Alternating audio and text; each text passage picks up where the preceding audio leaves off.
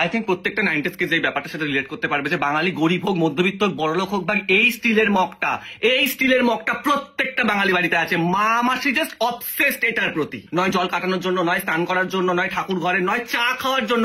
আমার মা চা খায় এই মগটায় করে, এক মগ দুধ চা। আই থিঙ্ক বাঙালি সবকিছু স্যাক্রিফাইস করে দেবে, বাট এই মগটা ভাই একবার মায়ের কাছে চেয়ে দেখ, তুই হারিয়ে যাবি, মা কিছু বলবে না। এটা যদি হারায় বাটনা বেটে দেবে পুরো। এই স্টিলের মগটা ভাই হেরিটেজ প্রপার্টি প্রত্যেকটা বাঙালি ফ্যামিলির কাছে। বংশ পরম্পরায় ভাই এক জেনারেশন থেকে আরেক জেনারেশনের কাছে যাচ্ছে। আমাকে এটা আমার মা দিয়েছে, আর এটাও বলেছে যে এটার উপযোগিতা পৃথিবীর কোনো মাপকাঠিতে মাপা যাবে না। আর আমি ড্যাম শিওর ভাই প্রত্যেকটা বাঙালি বাড়িতে এটা আছে। যে বলবে নেই, যে বলবে এটার সাথে রিলেট করতে পারছি না, মিথ্যা কথা বলছে, মিথ্যা কথা বলছে ভাই।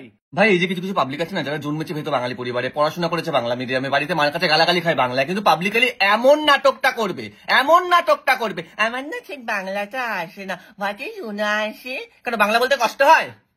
বুকে ব্যথা করে? রাস্তায় কুত্তো তারা করলে তো প্রথমে মুখ থেকে মা গো বাঁচাটাই বেরোবে। মাঝে মাঝে না মনে হয় মুখে একটা অভিনব বাংলা ব্যাকরণের রচনা শিক্ষার বই ছুড়ে মারি। কি অদ্ভুত ভাই, লোকজন ভাবে যে নিজের মাতৃভাষাটা বলতে না পারে so cool. No, it's not. আমি বাংলা বুঝি না, আমি বাংলা পড়ি না, বাংলা সিনেমা দেখি না। কেন দেখিস না? কোনো আইডিয়া আছে কত ভালো ভালো বাংলা কন্টেন্ট আছে? আমি জি5 দেখছিলাম, নানান গল্প নিজের ভাষায়। ভাই যতই বার্গার পিজা খেয়ে নাও না কেন, এন্ড অফ দ্য ডে বাঙালির ডাল ভাতের জন্য তো ক্রেভিংটা হয়। সেরকম বাংলা কন্টেন্টের ক্রেভিং হলে জি5 গিয়ে দেখো, যেখানে আমার ভাষায় আমার গল্প বলা হয়। ভাই নিজের ভাষার মজাটাই আলাদা। বাংলার বাঙালি আজকে কোথায় পৌঁছে গেছে, আর কিছু কিছু লোক এখনো আমার বাংলাটা আসে না। এরপর থেকে এরকম লোক দেখলে না মুখে পান্তা ভাত ছুঁড়ে মারবো। যা গিয়ে বাংলা এখন বই নিয়ে বস। এন্টারটেনমেন্টের প্রিয় ঠিকানা বাংলা জি5।